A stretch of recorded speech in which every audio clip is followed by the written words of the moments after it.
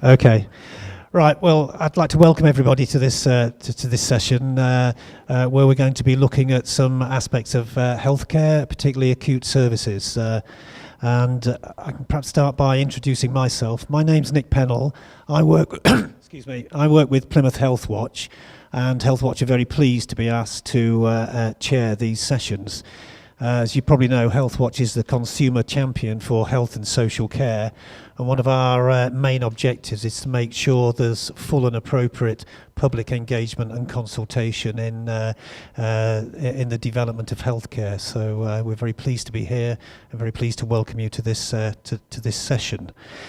I think before going any further, I need to do the usual formalities and advise everybody that we're not expecting a fire alarm, but if the alarm goes off, please go out to the nearest entrance and assemble in the car park outside. No doubt the staff will be first out, so just follow everybody. The toilets are in the entrance hall that you came through on the way in, and if anybody wants some refreshments, there is some coffee on the side there to keep you going. I'd also like to introduce the panel members that we've got joining us today, who will be taking us through some fairly detailed and I think very interesting and lively presentations. And we've got two panel members with us today. We've got Suzanne Tracy, who's the CEO from the RD&E in Exeter, and accompanying Suzanne, we've got Corinne Hayes, who's the Associate Medical Director from RD&E in Exeter, and together they'll be taking us through the presentations. The agendas for today are on the tables, and as you see, there's presentations followed by question and answer sessions, which I'll be chairing, and then there'll be tabletop discussions which will be facilitated. And I think it's important to note that any points that anybody makes will be taken down and noted by the facilitators. Please feel free, in addition, to make your own points and give write them down and give those to facilitators, because the information will be collected, will be collated, and will be looked at by the CCG when they sit down to look at how to develop acute care services across the county. There will be a facilitator on each table, and detailed notes will be taken. I think without further ado, I'll pass over to our two presenters to begin this morning's presentations. Thank you.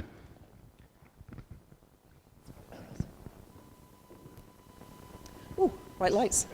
Not used to that. Good morning. I'm Suzanne Tracy. I'm Chief Executive at the Royal Devon and Exeter Hospital, and I'm delighted, absolutely delighted to be with you this morning. A great opportunity, I think, for us to talk about the challenges that our health and social care services face and how we can work together to think about how we can make the best of the resources we have and continue to deliver great care for Devon. So we've got a short presentation for you this morning, and then we're going to open the discussion to have some questions and answers about the things that really matter to you. But let me start by perhaps giving you a quick context in terms of the plans that we're trying to pull together. So the first thing to say is that we're working across the whole of Devon. And that means that a number of different organisations are coming together to work in terms of understanding the challenge and also what it is that we can do to really address those challenges. And it is that single ambition, if you like, to ensure that when we look at our services for the future, how do we make sure that they are going to be clinically, socially and financially sustainable? And we'll talk a little bit about that in terms of what that means. But there's a list there of all the organisations that are involved. And essentially it is the main organisations that are involved in delivering and commissioning health and social care across Devon. So you've got all of the main acute mental health and community services providers involved. You have all of the commissioners, and that's New Devon CCG in particular, and then South Devon and Torbay Clinical Commissioning Group. And then all of the local authority organisations that are involved in social care are also involved. So in particular, Torbay Council, Plymouth City Council and Devon County Council. So that's the sort of organisations that are working together as a core set, but we also have some key partners that are also involved. And again, you can see them listed at the bottom of that slide. So in particular, drawing attention to the fact that GP practices will be working in conjunction with us in terms of producing a plan. So if we move on to the next slide, well, what's today all about? Nick's already said a little bit in terms of context, but actually what we want to try and open the discussion about is, so what is the sustainability and transformation plan? What does that mean? We're going to put into context the particular piece of work that we're focusing on at the moment, which is the Acute and Specialist Services Review. Really important, I guess, in terms of these events, is this isn't just us presenting to you. We really want to hear your views about what's important to you, because that will really shape what it is that we're trying to achieve. And we'll explain about how you can stay involved, how you can get involved, and how we're going to use the feedback that you give us to inform the plan that's being pulled together. So that's about today. Is everybody happy about what we're going to achieve over the next couple of hours with that as a bit of an agenda? Yeah? Okay, good. So let me just give you a little bit of context. You might have heard, there's a lot, isn't there, at the moment in terms of media about what's happening across the NHS. And you might have heard this term of STP, or Sustainability and Transformation Plan. But essentially, the STP is something that is being developed locally, but actually there's a number of them being delivered across the country. And you might have heard about the NHS national plan, so the 5-year forward view. There's a picture, lovely picture of the front of it there for you. And essentially, the 5-year forward view looks ahead for the next 5 years and actually looks at, well, what are the national priorities? And they're around things like cancer, how we deliver cancer services, mental health, dementia, diabetes, learning disabilities and maternity, and gives a view about the sorts of factors that are affecting those services and how we might think differently about delivering them into the future. So if that's the national plan that's been set, across the whole of England, we're locally trying to make sense of what that means for us. And so there are 44 designated areas across England who are all developing their own local sustainability and transformation plans, or an STP. And so that's what we're doing here across Devon. But actually, even if we didn't have to do this, what we know is that there are so many challenges that we're facing in terms of the amount of money that we have available versus the demands on the service, that actually, even if we weren't required to do this, we would need to pull together our plan for ourselves, because we're not in a position to be able to continue to deliver services in the way that we've always done. And actually, if you think about it and you think about how things are changing, in lots of aspects of our life, things have changed around, say, the use of technology. So if you look at how you banked 10 or 15 years ago and how you do now, how you book travel 10 or 15 years ago and how we do now. But actually, we haven't changed the way that we deliver our health services pretty much since its inception. So there is, an opportunity, I think, for us to catch up in terms of meeting the needs of not only today, but also into the future. So we will be sort of working on this plan, both for our own needs, but also to ensure that we can deliver on the national priorities that are being set. And that's what it is that we're trying to deliver and develop as it stands at the moment. So that's what it's all about, if you like. That's what we're trying to produce. So I think next we've got a short film which will actually tell you much better than I can a little bit more about some of the key challenges and what it is that we're trying to address.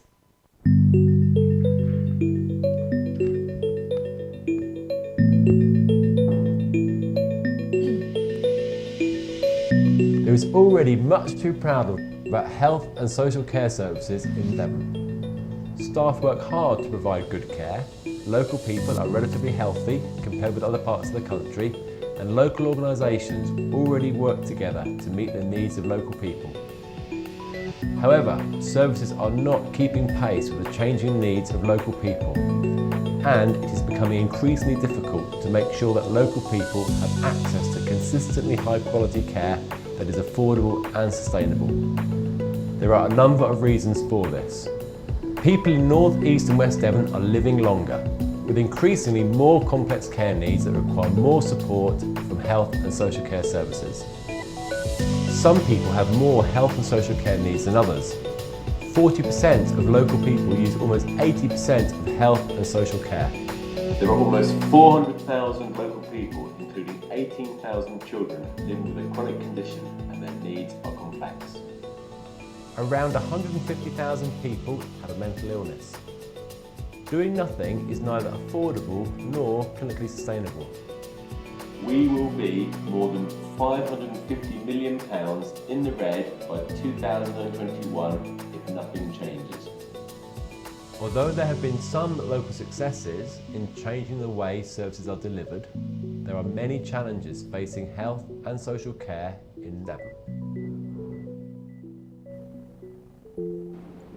There are health inequalities across Devon. A person living in certain areas of Ilfracombe is expected to die more than 15 years earlier than someone living less than 2 hours drive away in Newton Poppleford and Hertford. Local hospitals are finding it difficult to deliver services for some of the most seriously ill people. These include stroke, maternity, A&E and children's services. Less money is spent on health and social care in the most deprived areas. Over 10% less is spent on healthcare for each person in West Devon compared to North and East Devon, even when age and deprivation is taken into account.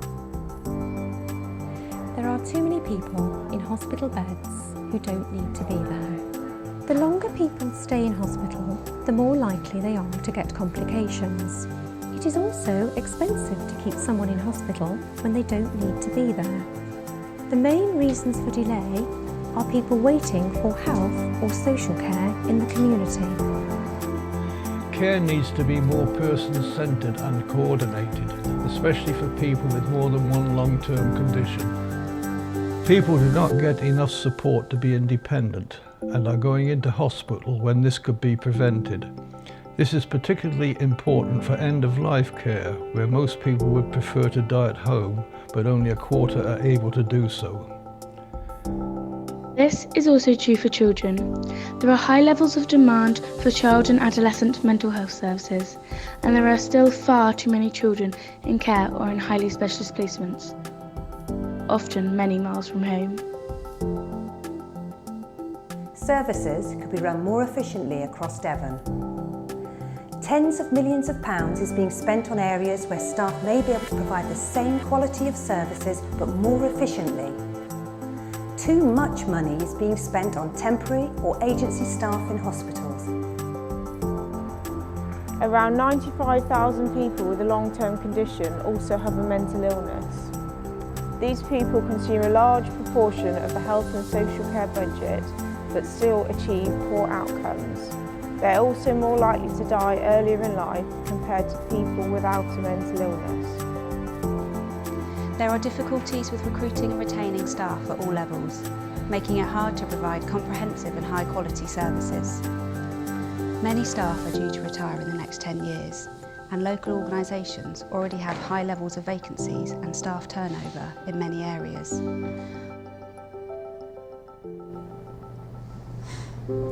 People in Devon deserve health and social care services that are of the highest quality and are delivered as locally as possible.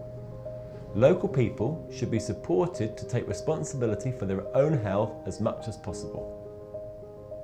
If people do become ill, they should sit at the heart of a proactive, person-centred care system.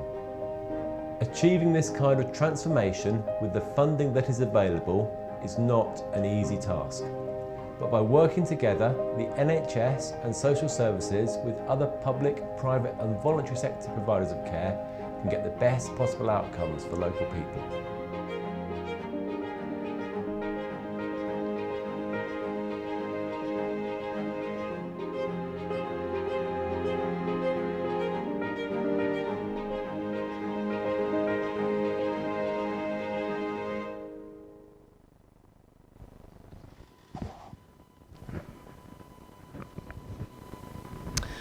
Okay, so I don't know how you feel about that, but watching that film just makes me appreciate just the enormity of what it is that we're facing in terms of how we manage to deliver services, but with lots and lots of significant challenges that we face. And that's going to mean that this can't just be a sort of small tweak to the way that we do things. This has to be a fundamental change in terms of how we make sure that we can live with that sort of speed of change and actually make sure that we're still delivering great services.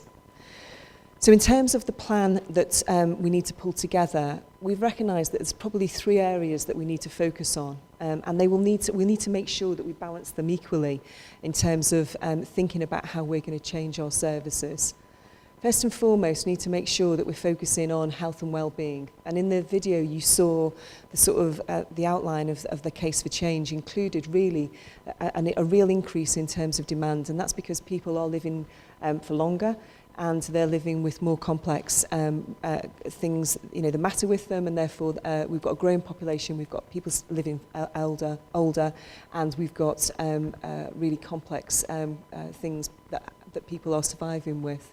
So that is putting a significant demand on the care system.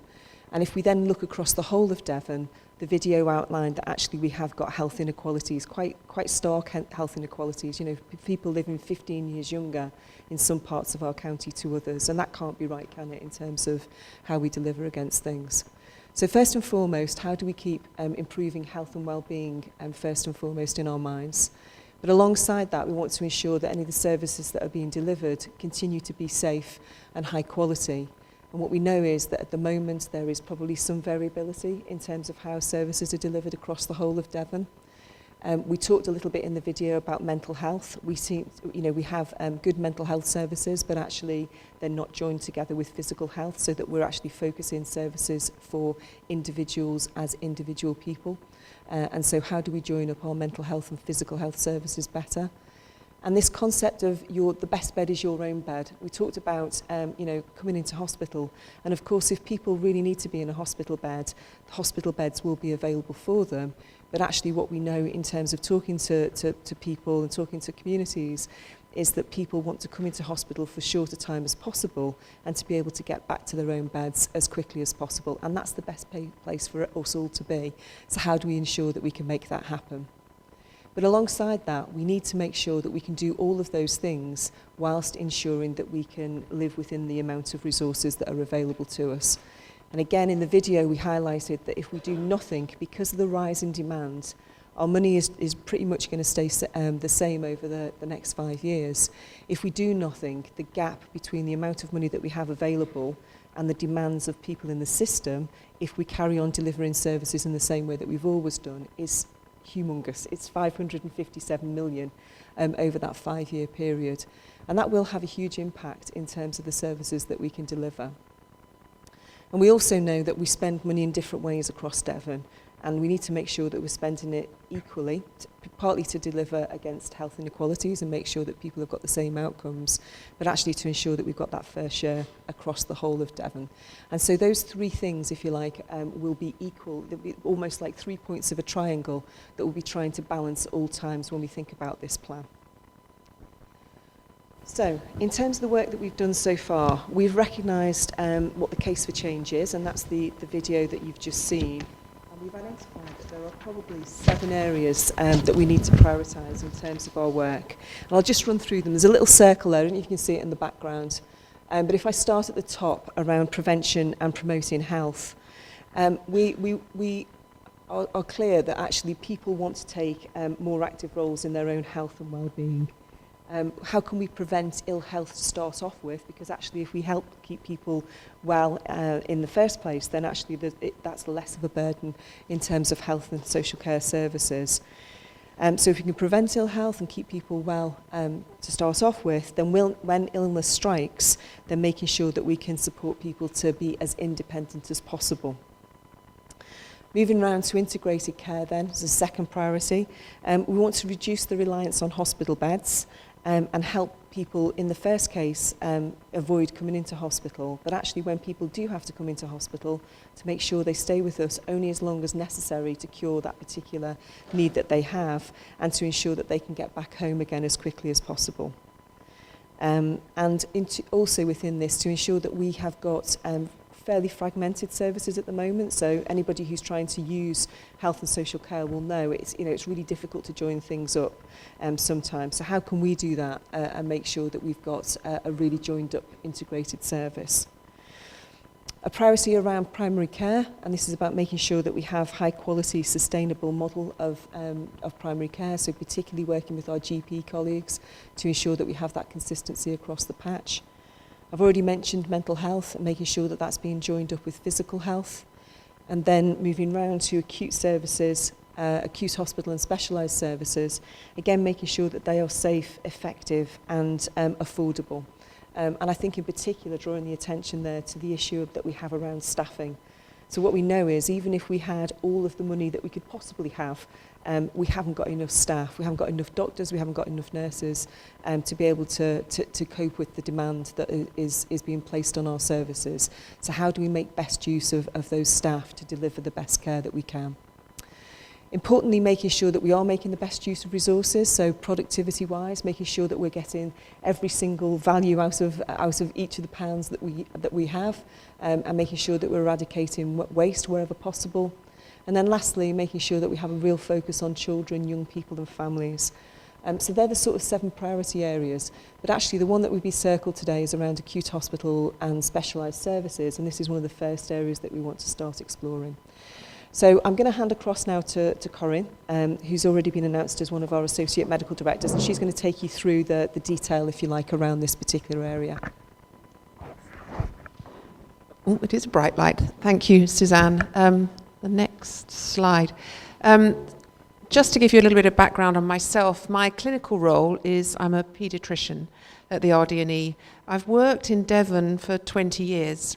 Starting at Derriford, now at the RD&E, and I also work in North Devon. So I've had experience of working across the whole of Devon in paediatrics, and like most of my colleagues, we all remain passionate about the NHS and really proud, and I think there's a positive message here, we're really proud of the care that we do provide in Devon, but there's no doubt that there is a need for change, and certainly what I've seen happen over the last 20 years is that there's been an increase in the demand, but there's also been a very positive change in the standards. So the standards have gone up and up and up, and that's great for patients, but unfortunately we're not able to meet all the standards for all the specialist care that we provide in all the 4 units. So we need to think of how we can do things differently so that we can match those standards of care to as many patients, to all the patients in our community across the whole of Devon. And it's a really exciting piece of work, this, to work and collaborate. So what we've been doing is we've been looking at the key areas in acute services, and we've split out into groups, and we're working across the whole of Devon in all the 4 acute units with primary care and with social care. So if I just, the next slide, we're doing some work on hospital urgent and emergency care. So this is being led by Adrian Harris, who's the medical director in Exeter, and looking at our emergency departments and the acute admissions for medical patients and surgical patients. And what's a recurring theme, as Suzanne has said, is the staffing. We just haven't got enough staff in all the 4 hospitals who have all the skills that we need to deliver the quality of care that we're striving for across the whole of Devon. And actually our recruitment in Devon is not as challenged as it is in other parts of the country. So we have some positives, but we recognise that there are gaps, and we are spending a huge amount of money on agency staff, and that's not good use of the money that we're spending, and we're not therefore as confident that those staff are trained and adequately skilled to deliver the care that we want to deliver for our population. We've looked at what we're trying to do in all the groups is to consider a range of scenarios, to think about patients, as the video did so beautifully, very difficult for me to match that in terms of giving a sense of the range of challenges that we face in terms of the ageing population, my population, which is the children, and how widely spread our population is, and how we get care to people as close to home as possible, And we want to minimise the impact of travel. It's particularly difficult for the frail and elderly patients who are admitted to hospitals far from home, for their relatives travelling to visit them. So we need to be mindful of all these factors. But equally, we want for the right patients to be in the right beds at the right time. And that's our key objective across all these aspects of the work that we're doing. The stroke services is a really important piece of work being led by George Thompson, who's the medical director up in North Devon. And there's really very compelling evidence that the outcomes for patients with strokes are improved if their care is managed in a hyperacute stroke unit in the first 72 hours. So we've got to make that achievable for Devon. But is it that we can have 4 units with hyperacute stroke units in the 4 acute trusts? And that's what I'm hearing that is happening again in this group, which is just looking at that range of scenarios in terms of how we best match our resource to meet the needs of the whole of our population. And it may be that we have 2 units with hyperacute stroke units, maybe 3, maybe 4. But if it isn't 4, just to reassure you, we will look at a network solution that means that patients will have immediate access to thrombolysis in their emergency department. So we're looking at ways to make best use of the staff that we have. So in an emergency department, to have that immediate first couple of hours, that resuscitation and stabilisation of patients that's networked with the expertise of perhaps a unit at a distance, but where there is a link, so we're sure that we're using the right pathways, that we're all up to date. Just on the third area that we're looking at, which is maternity, pediatrics and neonates, which is led by Rob Dyer, who's the medical director in South Devon. And I've been involved in this work, as you might expect, as a paediatrician. And we very much face the problems of not enough trained staff. We haven't got enough obstetricians, paediatricians, both consultants and trainees to run our rotas in all the 4 hospitals. We've looked at solutions in terms of using advanced nurse practitioners and really sort of maximising use of the staff that we have, of maximising training opportunities and doing all the things that we can do with our current resource, but we've still not closed all the gaps. And what we know is that we need to provide some services in all 4 units. Again, very common themes, but there are some aspects of the services that are not possible to deliver to the standard that we should be aiming to achieve in all the 4 units. So as I say, it is exciting because we are collaborating. We're sort of sharing what we have, and we're considering ways that we can make the best use of that resource across the 4 acute trusts. So why are we engaging with you? Because we need you to tell us how to do it. Because we've tried, we've got lots of ideas, but we need to make sure we're getting it right, and we can't pretend to do that without reaching out to the patients, to our community, to find out what matters to you, to really hear from you what your experiences are, what your wishes are, and to make sure that we collectively then come up with the right solution so that we can make the NHS in Devon deliver the best possible care and continue to be proud of it. So, have we got the right criteria? That's really what this forum is about, is just asking you if you agree with us that these are the criteria that we should be using to make the decisions in terms of how we develop this transformation plan. Clearly we want patients to have access, equal access to the best possible care.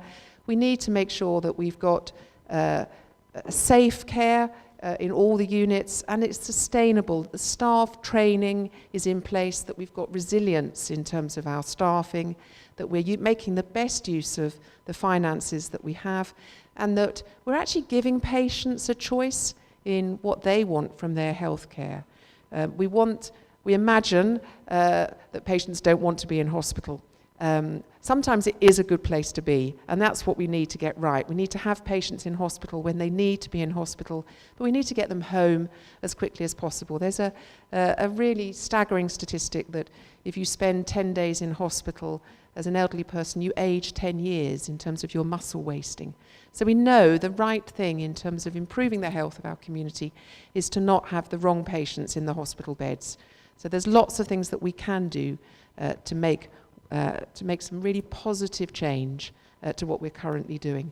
And we'd welcome your views on whether we've got the right ideas or whether you've got some different ideas to share with us so that we can do the best job of this change. Thank you. Thanks. Could I thank the panel members for that, what I thought was very informative, but more importantly, I think it was very open and honest and transparent in terms of the challenges that we face. And that probably leads us very nicely into the next part, the next half hour of this session, which is a question and answer session, and everybody's opportunity to make any points that you'd like to make, ask any questions of the panel, and sort of have a general discussion. I would like to point out that we are going to record this, and the main reason we record this is quite simply so that we don't lose anything, so that all the points that are made are collated and then passed on to the CCG when they're making any decisions and looking at how to move forward. So perhaps having made those points, I can open it up. I'll roam around with the microphone, so if anybody would like to make a point on what's been presented, or ask a question about what's been presented, or make a suggestion about what might take place in the future, please indicate, raise your hand, and I'll wander around with the microphone and give everybody the opportunity.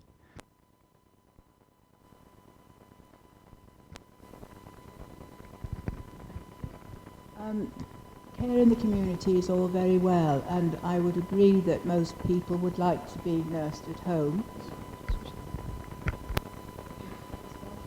Hold it closer to your mouth. Care in the community is all very well, and I would agree that most people would like to be in their own beds, as you put it. But you have to make sure that the care is up and running before the patient is discharged. And at the moment, it very often isn't. That's one point I'd like to make, and I think it's very important.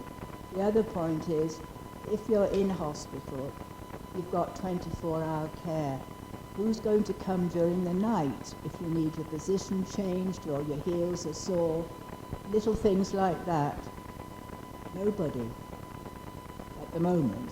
I don't know whether there are plans to change that. Well, no, absolutely. I accept that. I think that sort of makes the point that it should only be that care is provided in the community if that care in the community really delivers what's needed for patients. So you're quite right. If the patient needs 24-hour care, they should be in a hospital bed or in a place where they can have that 24-hour care. So it's not saying that everyone's got to be out of the hospital.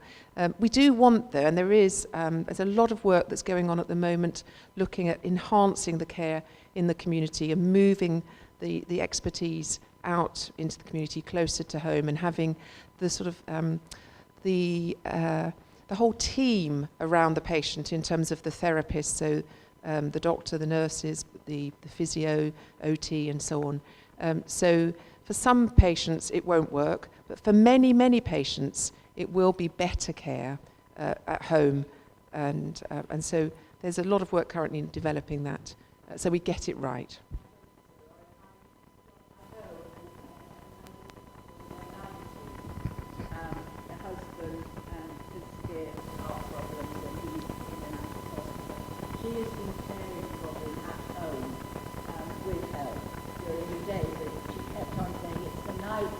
Yeah.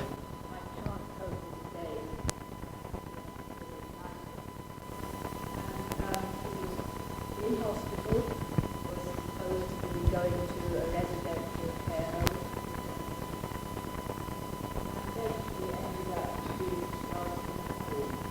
Yeah. And yeah. Yeah.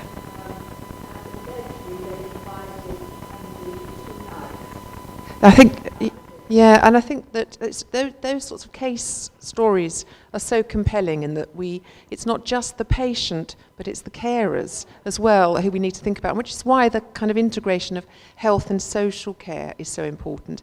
And there's some really lovely models of care around the country that we and that's the other thing, it's the shared expertise around the country, and a lovely model in Scotland where that care at night is available, and actually having a number that you call, and that as the carer that you feel confident to call, because that's the other thing, some people just don't like to call because they feel frustrated if they don't know what they're going to get at the other end, and actually developing this sort of 24-hour service where there's a single point of contact and there will be access to care at night. That is what we're looking at. So it's a really important I think there's two really good points there, because the other point was about ensuring that promised developments do take place.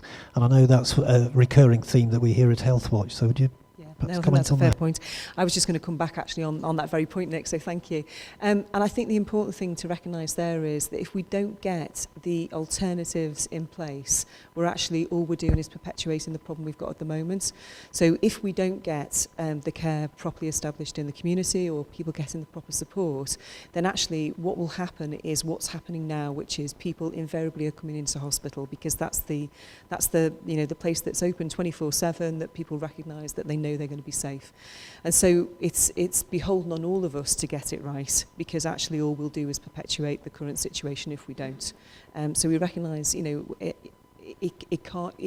can't do it if we just rely on services as they are. We have to make the changes out in the community, but we'll have to do those in parallel to making sure that when we're making the change, they're actually in place. Otherwise, all we'll do is continue what we've got. Yeah. Two really good points. Are you happy with the responses? Thank you. It's got a point over here.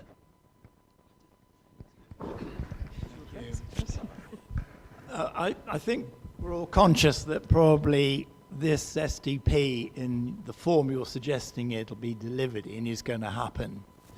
Assuming that's the case, is this the fundamental or the strategic change that NHS is expecting over the next 5 to 10 years?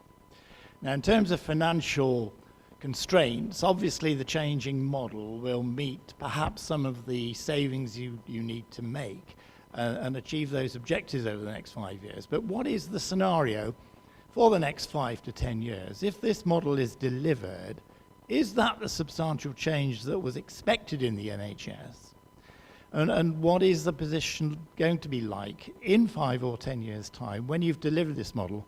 Is that going to be the sustainable model for the next 5, 10 years, in fact? And are you going to have to change it again?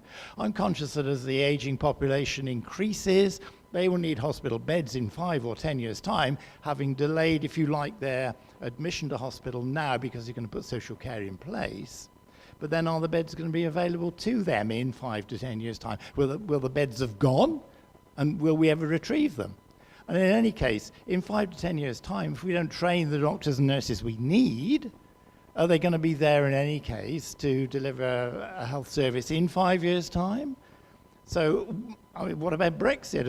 If we lose a certain number of our hospital staff, is actually whatever you're delivering in terms of this process, is it sustainable in 5 or 10 years' time? Because tomorrow isn't just the answer, it has to be a longer term solution in my view.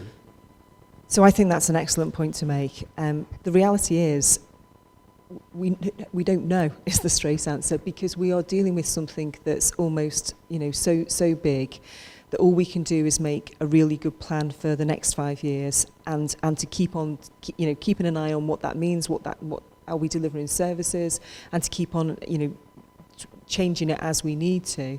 But the reality is the one thing we know for sure is doing nothing isn't an option, because what we know already is having estimated and forecast forward for the next 5 years about how our population will grow, how our population will age, what the requirements are on the back of that. What we know is we cannot deliver in the way that we are for all sorts of reasons, financial, doctors, nurses, all of the things that we've talked about so far this morning. So we hope that this will be a significant shift and will move us absolutely in the right direction. Will it solve all of the problem? I wouldn't be being honest with you if I said to you, this will do it, because we don't know that it will. But actually what it will do is it will move us absolutely in the right direction, and from there we might need to adjust the plan accordingly as we're going through.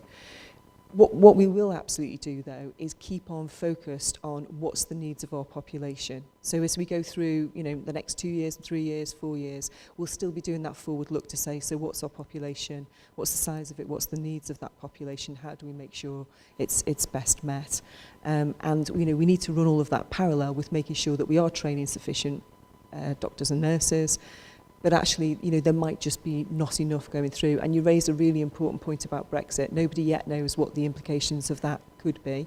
But actually what we know is that we actually do rely on quite a substantial number of overseas workers, be that doctors or nurses or indeed therapists. And if things become difficult for them to work in our local communities, then actually that will put even more pressure on an already pressured system. So, we are dealing with lots of factors in there. But I think the thing that we need to do is not do nothing, to do something and to continue to work together to plan for how we're going to deliver sustainable services into the future, beyond 5 years and beyond. Okay, thanks. That was a really challenging question, I think worthy of any Thursday night question time session. And I hope you found the answer was robust enough to respond to that. If I could just follow up on that. I mean, clearly all of our public services are at strain at the moment. Nothing's going to happen on Wednesday, is it, in terms of any announcements? No. So we've got local government, and that includes social care, the police, and any public service you name. I mean, they're all struggling. But I'm just conscious also that we've got other elements out there, like the more vulnerable people who might have extra travelling time, who are aging themselves in terms of getting to treatment centres. And it's a more centralised system is fine, and having stroke units or whatever in the best places is fine, but then people have still got to have family support or whatever they need to get to wherever they need to be. So there's a lot of underpinning problems that need to be solved in this process. And we're from Tiverton Hospital, and we like to see Tiverton Hospital playing its full part in delivering some of the services that could be delivered locally, more locally, especially to people in our rural area who can get to Tiverton Hospital better than they can get to other bigger acute hospitals. Yep. So there's all sorts of underpinning issues there, which I think are so important in this process to be addressed. Again, I think that's absolutely right. This is about getting a balance now between what do we need to do, the very special, what's the very specialist care that we'll need to do in perhaps a smaller number of places, but actually how do we balance that with care that can be delivered closer or in people's own homes, and how do we get the balance right between the two? But I think the thing that we also recognise is there will be lots of other factors that we need to bring into play, and you've named a really important one there around transport. And that might be things that we can put in place, but actually it might be things that our communities can also put in place. And when we talk to, other places, actually they've recognised that there may be a role to play there, for example, for the voluntary sector, in terms of how they can work much more closely with us to meet the needs of the local community. But I think it's only by us actually working and planning with local communities that we can look at what's available across the totality of that community, whether it's the public sector, whether it's voluntary, whether it's all sorts of things available. How do we actually join those together in the best way to deliver a plan that's particular for that particular community? So.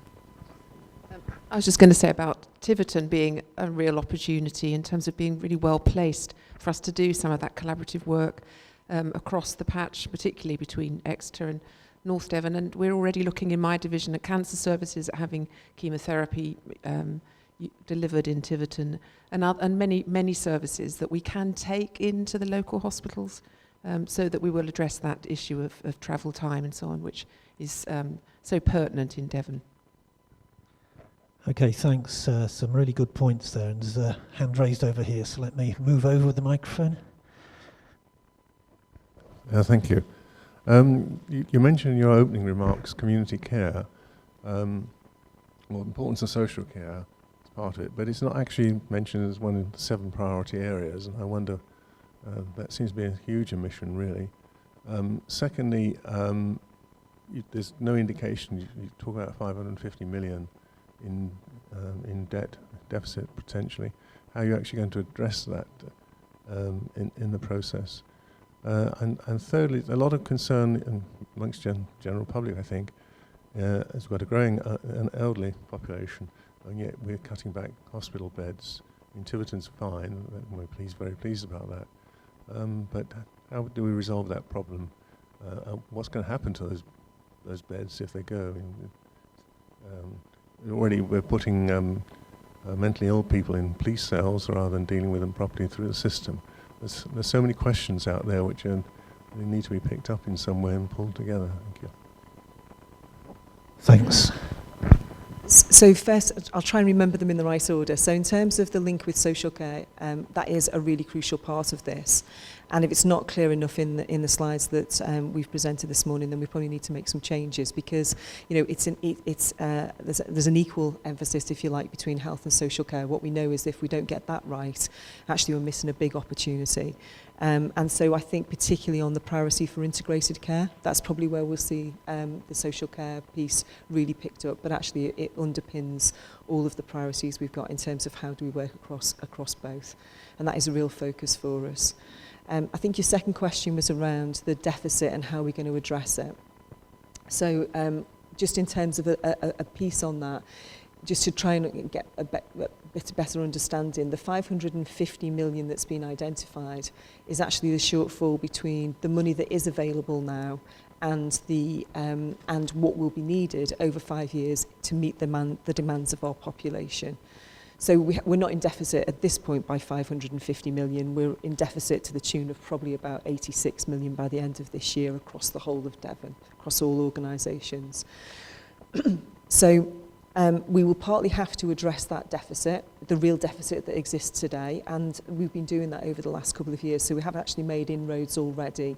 But some of the changes that we need to make, and I come back to the sort of 3 points of the triangle that we need to balance. So how do we make sure that we are keeping the health and well-being of the population?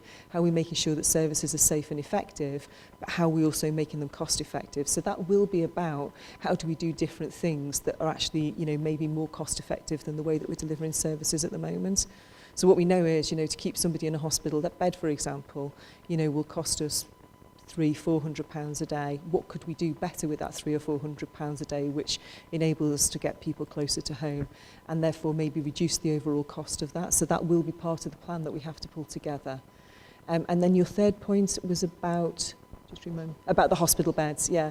And I think, inevitably, we have hospital beds are almost like the tangible piece, aren't they, that we focus on in terms of services. But the way that we're delivering services now actually means that we have less of a reliance on beds. And if I give you an example, I went to see a gentleman 2 weeks ago on our ambulatory care ward that we've just opened, and he was coming into hospital for an infusion that he needs. So he needed to come to a hospital setting to have it done. Previously, when he'd had it done, he came in and stayed with us for 5 days and actually had an inpatient stay for that period just to have the infusion. The way that we're now delivering the care means that he can come to us every day for a couple of hours, have his infusion, and then go home again. So it's how we think differently about how we use beds to make sure that we're only using, and it's back to Corinne's point, that people are only actually in a hospital bed when they need to be, and that we get the number of beds right for people's needs in that respect.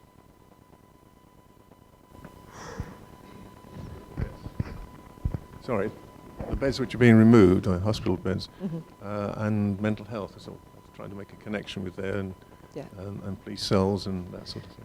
So again, I think you've touched on a really important point. We know at the moment that we have patients who are coming to the ED department at the RD&E because there isn't the right place for them to go in terms of, and if they need an admission, then actually they're staying in our ED department sometimes much longer than both ourselves and the mental health provider, DPT, would like them to.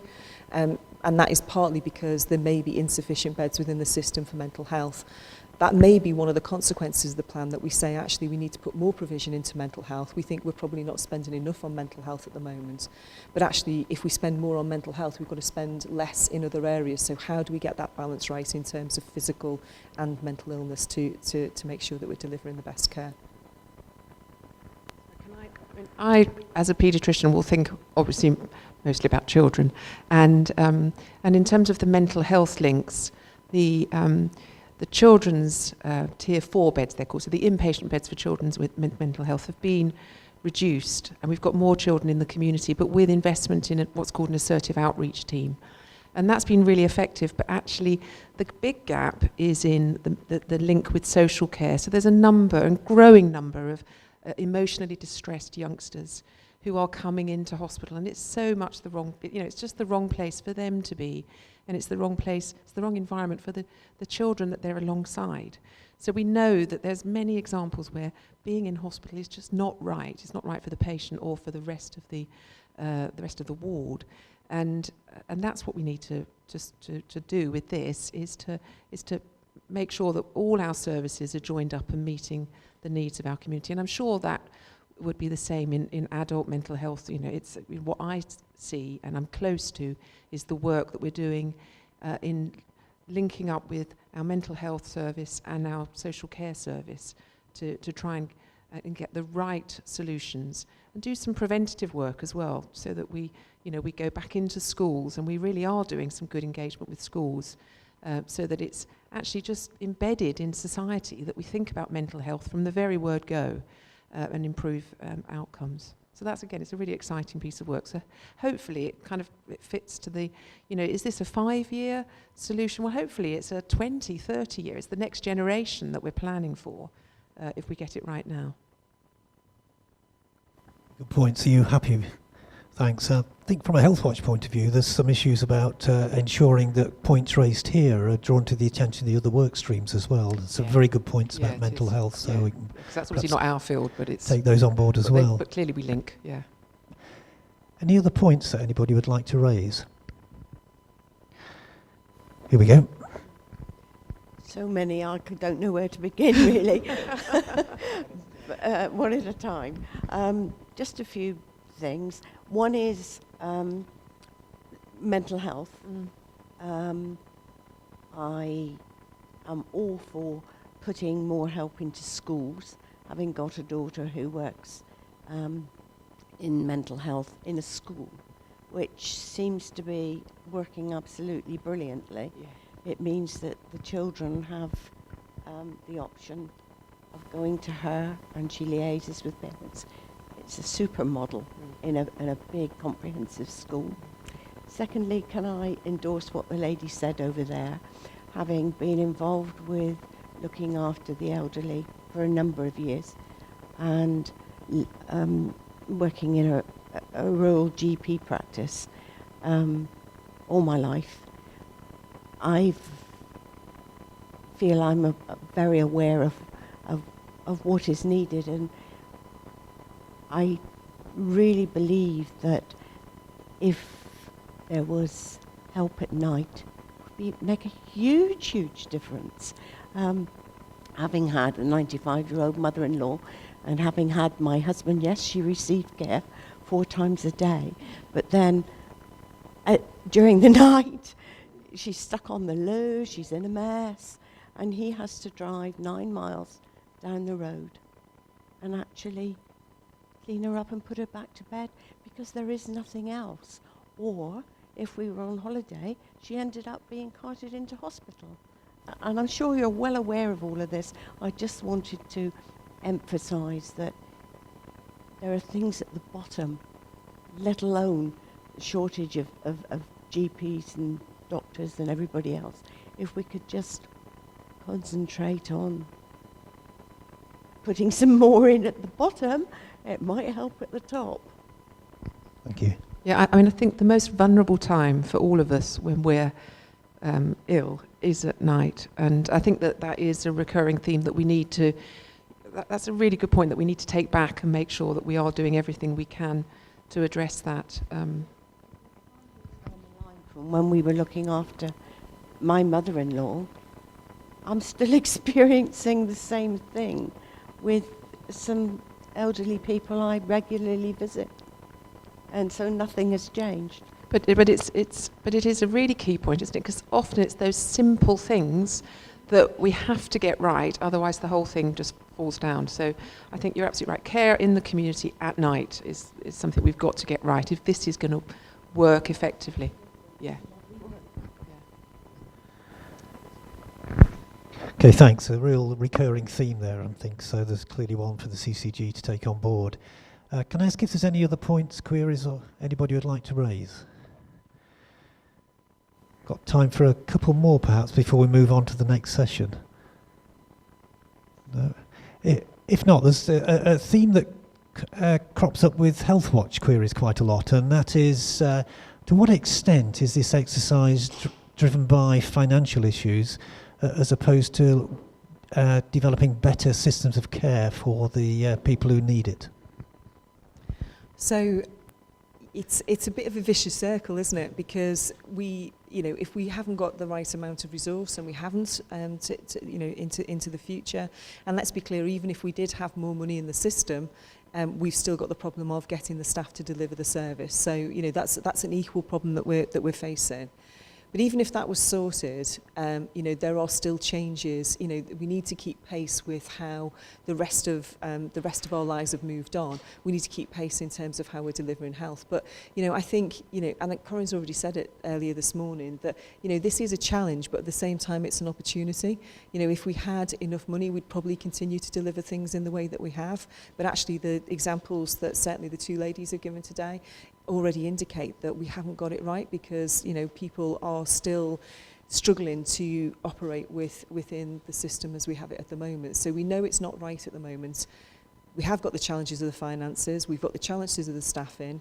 How do we then take all of those things into account to try and move services on and make them better at the same time? And that's a huge challenge, it really is, but it's also a huge opportunity. Okay, thanks for those answers. Before we move on to the next session, is there any last points anybody would like to raise, or any last questions for the panel?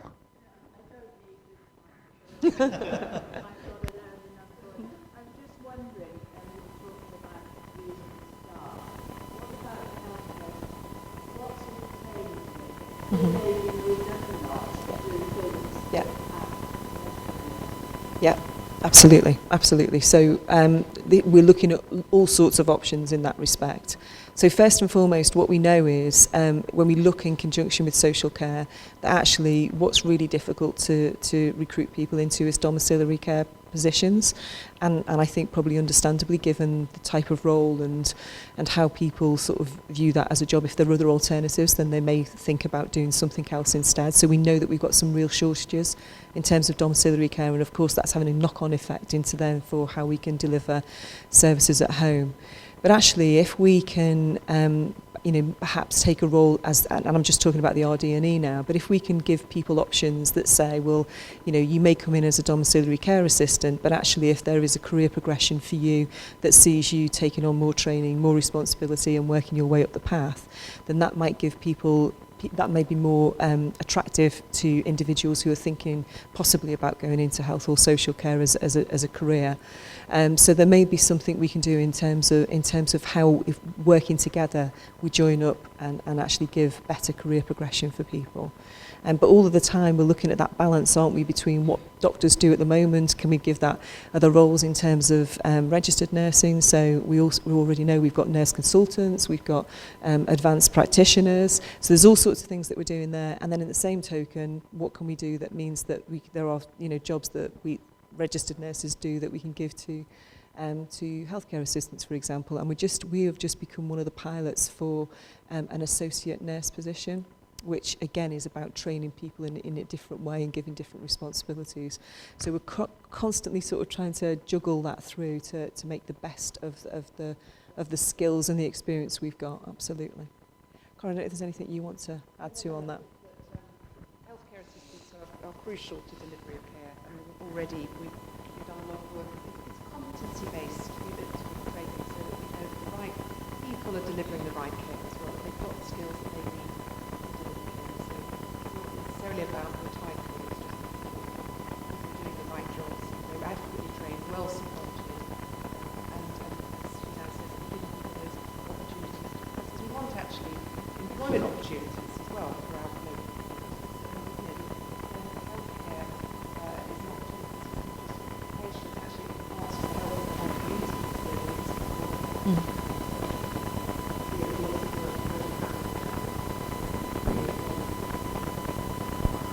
Okay, thank you for that point again. Can I now begin to draw this part of the morning to a close and move on to the next part? And I think we've got a slide that shows the issues for tabletop discussions. There's going to be tabletop discussions at each table on the 2 points that are raised there. The first point has 15 minutes, the second point has about 45 minutes, so we've got about an hour in total. What I should also say, if there's any questions anybody's got that you've not either had the opportunity to raise or you think of afterwards, I know I always think of the questions to ask afterwards, please write them down, give them to the facilitator, and they will be passed on to the CCG, so they won't be forgotten. So let's move on to the next stage, and I think each table has a facilitator that will help you work through the questions. We'll make notes, and then those notes can be fed back and will be taken into account by the CCG. So let's move straight on into the tabletop discussions, and we'll close the session in around about an hour's time. Thanks.